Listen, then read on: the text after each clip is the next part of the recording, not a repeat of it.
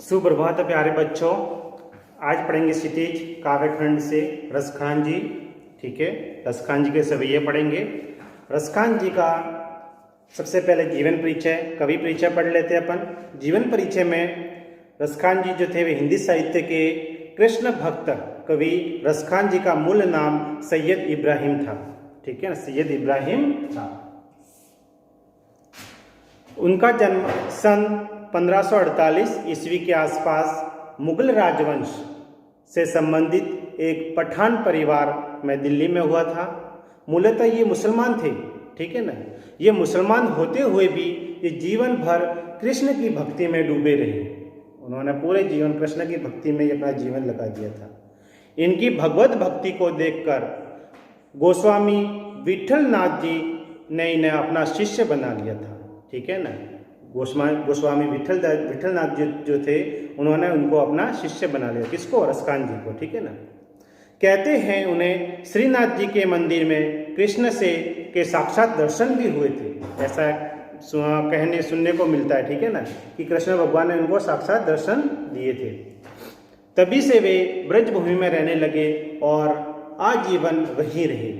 सन 1628 ईस्वी के आसपास उनका निधन हो गया था। ठीक है ना।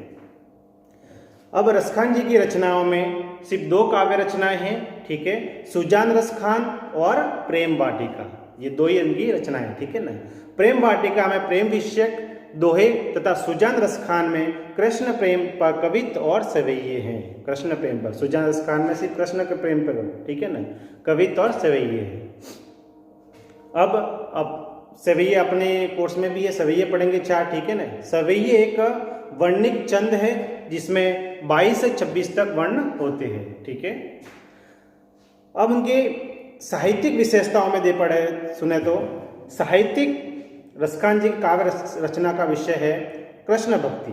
ठीक है ना, उन्होंने जितनी भी साहित्य रचना की है वो कृष्ण भक्ति पर की है। वे कृष्ण से संबंधित प्रत्येक वस्तु पर मुक्त थे। जो कृष्ण से संबंधित है उन पर वो आसक्त थे, मुक्त थे। ठीक है ना, कृष्ण का रूप सौंदर्य कहे या उनकी वेशभूषा कहे या मुरली कहे या बाल क्रीड़ाएं कहे, उनकी रचनाओं के मुख्य विषय रहे हैं। किनकी? रसखान जी की। उन्हें कृष्ण की जन्मभूमि ब्रज का यमुना तट, वहाँ के वन, बाग, पशु पक्षी, पर्वत, तड़ाक आदि से अगाध प्रेम है।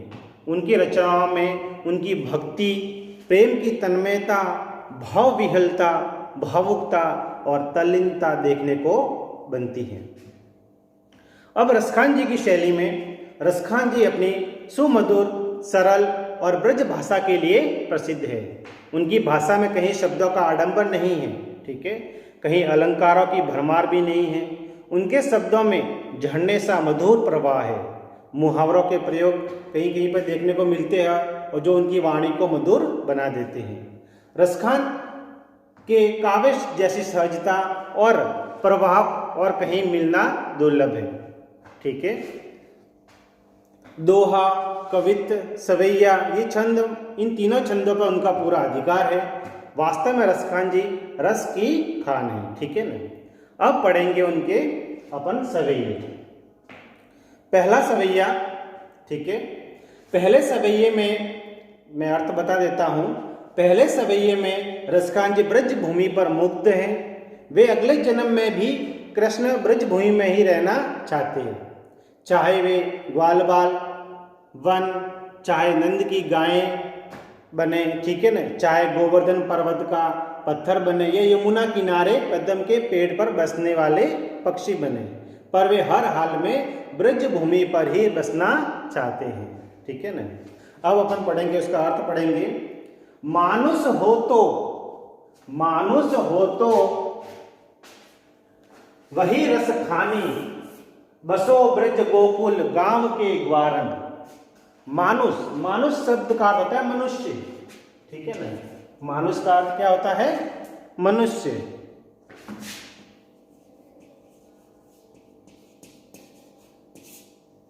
हो तो वही रसखानी, रसखान जी के लिए कहा गया है। ठीक है ना।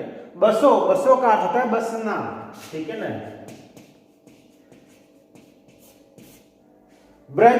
ब्रजभूमि में कहां पर? गोकुल गांव। गोकुल उनका जो ग्राम था कृष्ण भगवान का, ठीक है ना। के ग्वारन, ग्वारन का अर्थ होता है ग्वाले, ठीक है ना, ग्वालों की।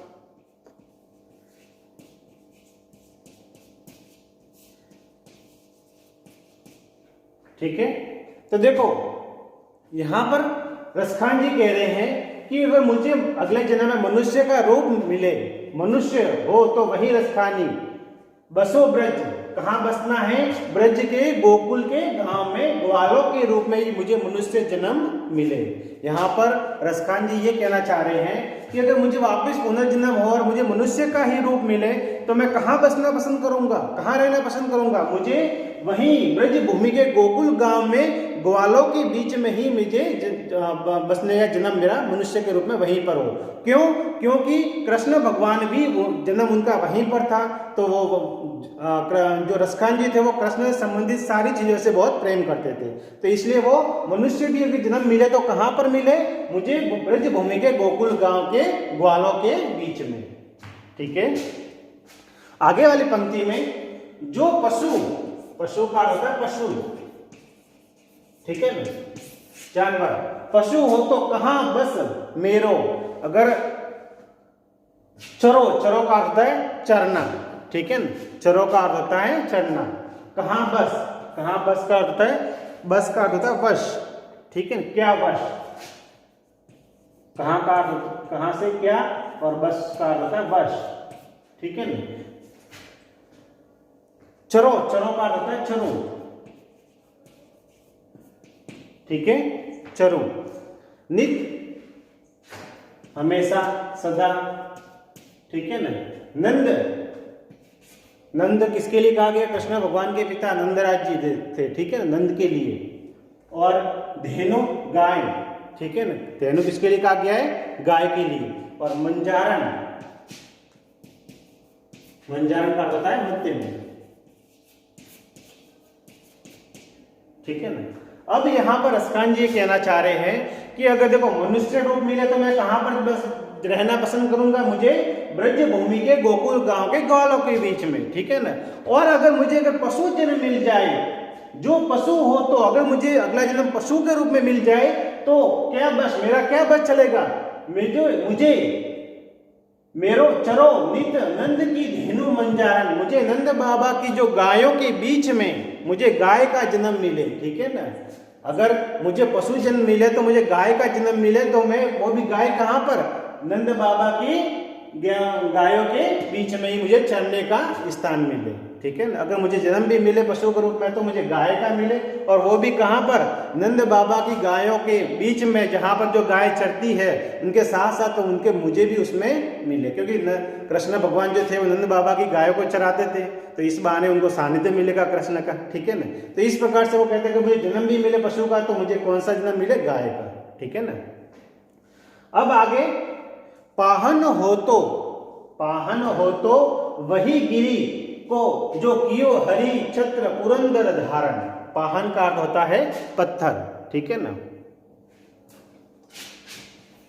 पाहन का पत्थर।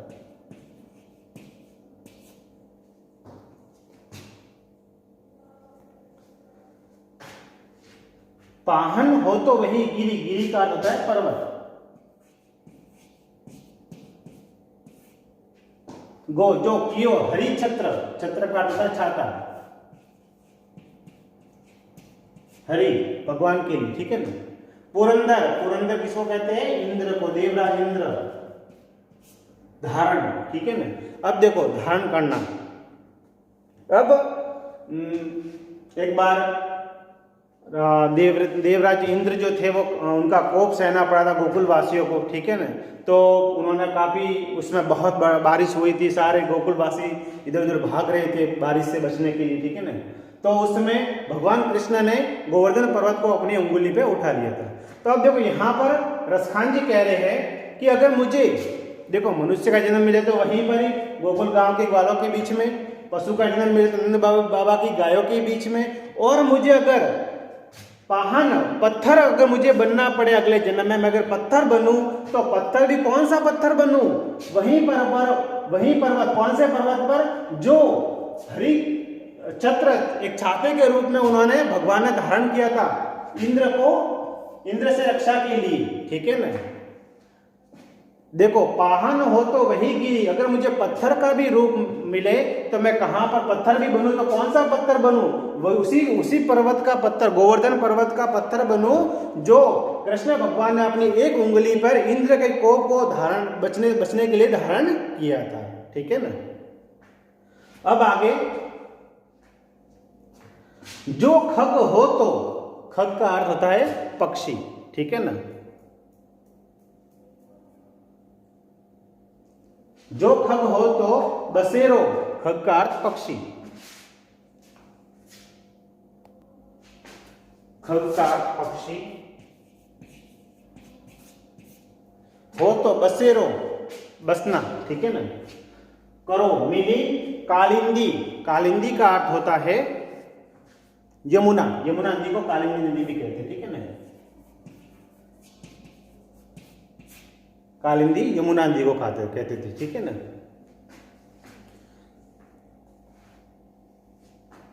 कुल कदम की डारण, कुल का अर्थ होता है नदी का किनारा, ठीक है ना। कदम पेड़, कदम का पेड़। अब डारण का अर्थ डाली, ठीक है। तो अब आगे रसखान जी कहते हैं कि अगर मुझे पक्षी का जन्म मिले, अगले जन्म में मैं अगर पक्षी का जन्म मिले तो मैं पक्षी भी कहां पर बुड़ू। देखो पक्षी का जन्म मिले तो पक्षी भी हो तो बसेरो करो, अगर मैं अपना आवास निवास बसना कहां बसू, अपना कालिंदी यमुना नदी के किनारे, यमुना नदी के किनारे कदम की पेड़ों की डालियों पर अपना बसेरा करूं, ठीक है ना। अगर मुझे पक्षी रूप में मुझे जन्म मिल जाए, अगले जन्म में अगर पक्षी भी बनूं तो पक्षी बन के भी अपना बसेरा या अपना अपने रहने का स्थान जहां पर बनाऊं, कहां पर, अगर यमुना नदी के किनारे जो कदम के पेड़ है वहां पर, क्योंकि कृष्ण भगवान वहीं पर अपना कदम के पेड़ के वहां छाया में ऊपर बैठ के बांसुरी वगैरह बजाया करते थे, ठीक है ना। तो वहां पर उनको कृष्ण से सारी जो कृष्ण से संबंधित जो घटनाएं घटी थी उनसे वो रसखान जी को बहुत अधिक लगाव था, ठीक है ना। तो ये पहला सवैया पूरा होता है। अब आगे दूसरा सवैया, रसखान जी आगे दूसरा दोहा सवैया पढ़ेंगे। सवैये, दूसरे सवैये में देखो, या लकुटी, लकुटी का अर्थ होता है लाठी, लकुटी का अर्थ लाठी, ठीक है। अरु कामरिया, कामरिया का अर्थ होता है कंबल,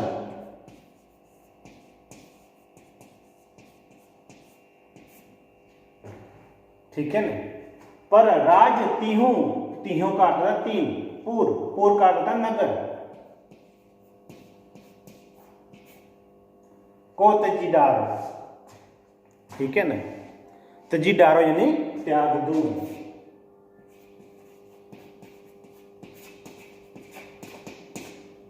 ठीक है ना, त्याग देना। तो अब यहां पर रसखान जी कह रहे हैं कि या लकुटी और कामरिया पर राज तिहु पुर को तजीडारो। यहां पर रसखान जी ये कह रहे हैं कि मुझे अगर कृष्ण भगवान की वह लाठी, लकुटी लाठी और वह कामरिया कंबल, अगर मुझे रसखान जी कह रहे हैं कि मुझे कृष्ण की वह लाठी और वह कंबल मिल जाए तो उन कंबल के बदले और लाठी के बदले में तीनों लोकों, तिहु का होता है तीनों, ठीक है, पूर नगर लोक, ठीक है ना। तो मैं तीनों लोकों के राज को भी त्यागने के लिए तत्पर हूं, मैं त्यागने के लिए तैयार हूं, ठीक है। रसखान जी कह रहे हैं कि मुझे अगर वो कृष्ण भगवान की जो लाठी जिससे वो गायें चराते थे, वो कंबल जिसको वो ओढ़ के जाते थे, तो मुझे वह लाठी और कंबल मिल जाए तो मैं तीनों लोगों के राज को भी न्यौछावर करने के लिए तैयार हूं, तत्पर हूं, ठीक है ना।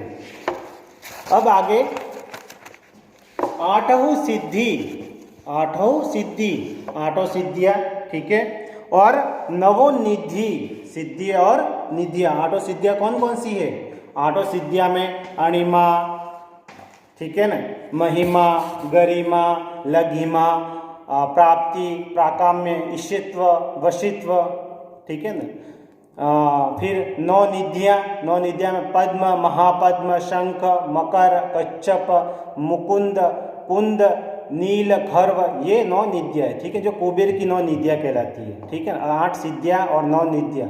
अणिमा का अर्थ होता है छोटा रूप, महिमा का अर्थ होता है बड़ा रूप। ठीक है ना, लघिमा छोटा कण, छोटा रूप होता है। फिर ईशित्व, वशित्व, किसी को वश में करना, ये सभी जो 8 सिद्धियाँ है और 9 निधियाँ भी है। तो यहाँ पर 8 सिद्धियाँ और 9 निधियों के सुख नंद की गाय का अर्थ होता है गाय। ठीक है ना, चराई यानी चराना, बिसारो। ठीक है ना, अगर रसखान जी कह रहे हैं कि मुझे अगर नंद जी की गाय चराने का मौका मिल जाए तो मैं 8 सिद्धियों और 9 निधियों का त्याग करने के लिए भी तैयार हूँ। ठीक है ना, 8 सिद्धियों और 9 निधियों का भी सुख छोड़ने के लिए तैयार हूँ।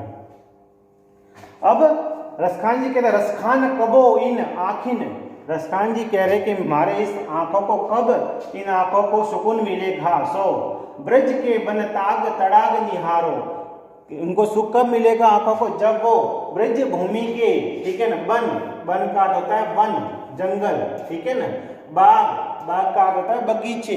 ठीक है ना, और तड़ाग का अर्थ होता है तालाब। ठीक है ना, तो रसखान जी कह रहे हैं कि जब हमें ब्रज भूमि के वन, जंगल, बगीचे और तालाब को देखने को मिल जाए तभी हमारे आंखों को शांति मिलेगी, सुकून मिलेगा। ठीक है ना, कोटिक एक कल धौत के धाम, कोटिक एक कल धौत के धाम, धाम यानी कि घर। ठीक है ना,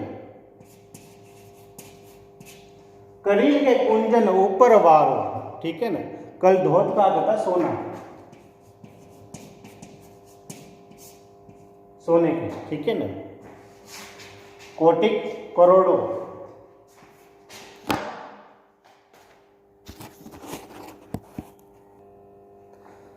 रसखान जी कहते हैं कोटिक एक कल धौत के धाम, कोटिक का अर्थ होता है करोड़ों, कल धौत का अर्थ होता है सोना, धाम यानी कि धाम, घर को कहा जाता है। करील के कुंजन, ठीक है ना, करील के कुंजन के ऊपर, और करील कुंजन मतलब बगीचा। ठीक है ना, अब यहां पर रसखान जी कह रहे हैं कि वे करील के घने कुंजों के ऊपर करोड़ों सोने के बने हुए घर या महल, ठीक है ना, करील के कुंजन के ऊपर वे करोड़ों सोने के बने हुए महलों को भी छोड़ने के लिए तैयार है, क्योंकि करील के कुंजन पर कृष्ण भगवान विचरण घूमते थे। ठीक है ना, तो कृष्ण भगवान से जो संबंधित सारी जो चीजें हैं वो रसखान जी को अति प्रिय थी। ठीक है ना, कवि कृष्ण की गायों को हाँकने की लाठी और कंबल के बदले तीनों लोग कौन कौन से, स्वर्गलोक, ये धरती लोक, पाताल लोक, इन तीनों का राज भी छोड़ने के लिए तैयार है।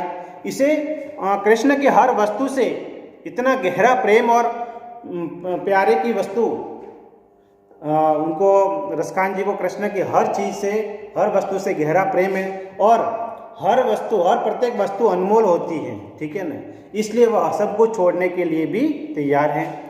कभी नंद बाबा की गायों को चराने के बदले 8 सिद्धियां और 9 निधियों के भी सुख को भी त्याग करने के लिए तैयार है। ठीक है ना, तो ये इसी प्रकार से दूसरा सवैया पूरा हुआ। अब आगे नेक्स्ट तीसरा सवैया।